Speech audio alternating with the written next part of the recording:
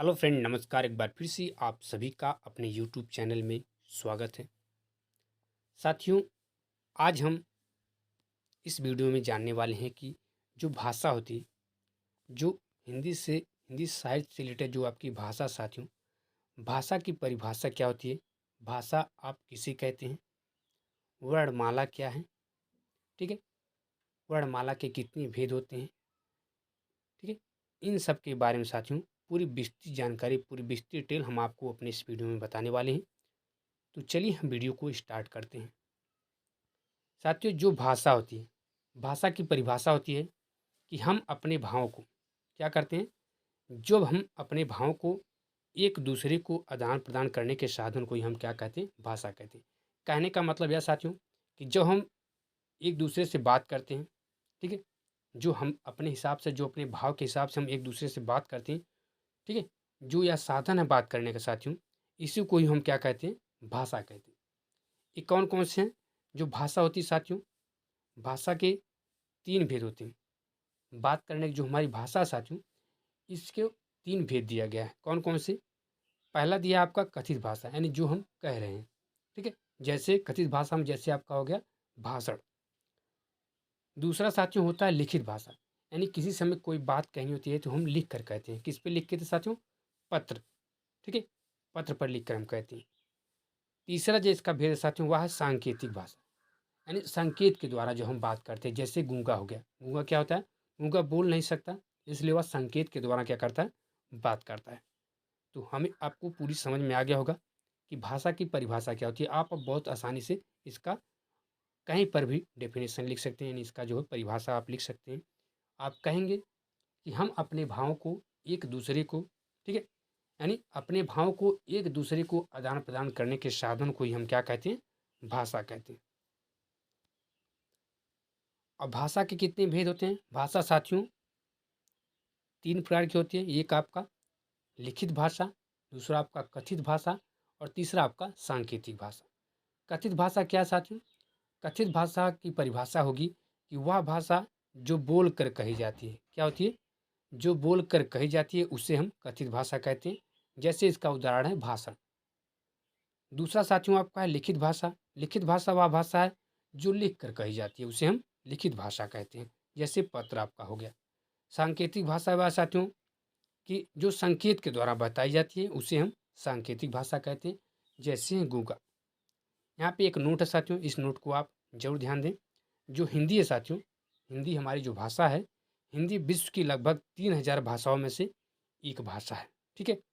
और इसका जो भाषा परिवार के आधार पर, यह जो है भारोपी परिवार की भाषा है। यानी भाषा परिवार के आधार पर साथियों जो हमारी हिंदी भाषा है या भारोपी परिवार की भाषा है, ठीक है। और भारत में जो भाषा परिवार है वह कितने हैं? भारत में जो आपकी भाषा परिवार साथियों वो 4 है। कौन कौन से? एक आपका है भारोपी परिवार भाषा, दूसरा आपका द्रविड़ परिवार भाषा, तीसरा आपका आष्टिक परिवार भाषा और चौथा साथियों आपका चीनी तिब्बती परिवार भाषा। ये जो हैं भारत में 4 परिवार भाषाएं हैं, ठीक है। अब साथियों हम जाते हैं वर्णमाला के बारे में। इसके बारे में, वर्णमाला के बारे में साथियों कुछ और भी महत्वपूर्ण है जो आप इन्हें याद कर सकते हैं, जो कई बार पूछे जाते हैं, कई परीक्षाओं में पूछे थे। जैसे आपसे अगर पूछ दिया गया कि राजभाषा किसे कहते हैं, ठीक है, मान लीजिए यदि आपसे कोई पूछ दे कि आप राजभाषा किसे कहते हैं, तो राजभाषा साथियों हम उसे कहते हैं जो भाषा देश के राजकीय कार्यों के लिए प्रयुक्त होती है। किसके लिए? जो भाषा देश के राज के कार्यों के लिए, यानी राजकीय कार्यों के लिए प्रयुक्त होती है, वह भाषा साथियों राजभाषा कहलाती है, ठीक है। राजभाषा का शाब्दिक अर्थ होता है साथियों राजकाज की भाषा। कौन सी भाषा? राजकाज की भाषा। अब यहाँ पे आ गया राष्ट्रभाषा क्या है। साथियों जो राष्ट्रभाषा होती है, जो राष्ट्रभाषा है, इस समस्त राष्ट्र के जन जन के विचार विनिमय का माध्यम हो। यानी जो भाषा समस्त राष्ट्र के जन जन के विचार विनिमय का माध्यम हो साथियों, वह भाषा जो है राष्ट्रभाषा कहलाती है। कौन सी भाषा कहलाती है साथियों? वह भाषा आपकी राष्ट्रभाषा कहलाती है, ठीक है। ये कुछ महत्वपूर्ण नोट है साथियों, इन्हें जरूर आप पढ़ें क्योंकि ये काफ़ी महत्वपूर्ण। जैसे आपसे पूछ दिया गया है कि हिंदी जो है वह विश्व की लगभग भाषा कितनी भाषाओं में से एक है, तो आप कहेंगे कि हिंदी जो है विश्व की लगभग 3000 भाषाओं में से एक है। ठीक है। अब दूसरा आपका है कि जो भाषा है, जो आपकी हिंदी भाषा है, या किस परिवार की भाषा है, तो ये आपका भारोपी परिवार की भाषा है। ठीक है। चलिए अब हम आगे पढ़ते हैं। तो आगे साथियों हम जानते हैं वर्णमाला के बारे में। वर्णमाला क्या है? जो भाषा है या संस्कृत के भाष शब्द से बना है। जो आपकी भाषा साथियों या संस्कृत के भाष शब्द से बना है, और भाष का अर्थ होता है बोलना। ठीक है। भाषा की जो सार्थक इकाई है उसे हम वाक्य कहते हैं, और वाक्य से भी जो छोटी इकाई होती है उसे उपवाक्य कहा जाता है, और उपवाक्य से जो छोटी इकाई होती है उसे पदबंध कहते हैं, और पदबंध से जो छोटी इकाई होती है साथियों उसे पद या शब्द कहते हैं। ठीक है। और शब्द से भी जो छोटी इकाई होती है उसे हम अक्षर कहते हैं, और अक्षर से भी छोटी इकाई क्या होती है? ध्वनि यानी या वर्ण होती है। ये क्या है? ये अक्षर से भी सबसे छोटी इकाई क्या होती है? ध्वनि या वर्ण है। ठीक है। जैसे राम में, राम जो आपका शब्द है, राम में 2 अक्षर हैं। कौन कौन से? एक रा है और एक आपका माँ है। और यहीं पर यदि आप वर्ण गिनेंगे तो वर्ण इसमें 4 हैं। कौन कौन से? एक आपका रा है, एक आपका आ है, एक माँ है और एक आ है। ठीक है। यानी राम शब्द में आपके 2 अक्षर हैं, और वर्ण जो है साथियों वो कितने? वो आपके 4 हैं। ठीक है। अब साथियों हम जानते हैं कि वर्ण किसे कहते हैं। ठीक है। यहाँ पे आ गया कि वर्ण किसे कहते हैं? वह सबसे छोटी मूल ध्वनि साथियों, वह सबसे छोटी मूल ध्वनि जिसका खंड नहीं किया जा सकता। क्या किया जा सकता? जिसका खंड जो है नहीं किया जा सकता साथियों, उसे हम वर्ण कहते हैं। जैसे आ, पा, खा, गा इत्यादि, ये सब क्या है? ये सब वर्ण के अंतर्गत आते हैं। ठीक है। अब साथियों आ गया अक्षर। अक्षर किसे कहते हैं? वे वर्ण जो कभी नष्ट नहीं होते। वे वर्ण जो कभी नष्ट नहीं होते उन्हें हम अक्षर कहते हैं। जैसे क, ख, ग आदि, ये सब क्या है? ये सब अक्षर, ये सब कभी नष्ट होने वाले नहीं हैं। अब साथियों आगे शब्द की बात। वर्ण के बाद आपका अक्षर, अक्षर के बाद आप शब्द आ गया। शब्द क्या है? जिन शब्दों का साथियों, एक चीज़ आप ध्यान रखेंगे कि जिन शब्दों का कुछ ना कुछ अर्थ निकलता है उन्हें हम शब्द कहते हैं, और जिन शब्दों का कोई भी अर्थ नहीं निकलता साथियों, वो क्या होते हैं? वो आपके निरर्थक शब्द होते हैं। ठीक है। तो जैसे जिन शब्दों का कुछ ना कुछ अर्थ निकलता है उन्हें हम शब्द कहें। जैसे गंगा। गंगा क्या है साथियों? गंगा जो है एक पवित्र नदी है। दूसरा है राम। राम क्या है? राम जो है हमारे भगवान हैं। ठीक है। जिन्हें हम श्री राम के नाम से जानते हैं। अब अगला आ गया साथियों वर्णमाला। वर्णमाला किसे कहेंगे? वर्णों के क्रमबद्ध समूह को ही साथियों क्या कहा जाता है? वर्णमाला कहा जाता है। क्या कहता है? वर्णों के क्रमबद्ध समूह को ही हम क्या कहते हैं? वर्णमाला कहते हैं। वर्णों के भेद। वर्ण जो आपका है साथियों, उसके 2 भेद होते हैं। कौन कौन से? एक आपका स्वर, दूसरा आपका है व्यंजन। यानी वर्ण जो आपका होता है वो 2 प्रकार का होता है। एक आपका स्वर होता है, एक आपका व्यंजन होता है।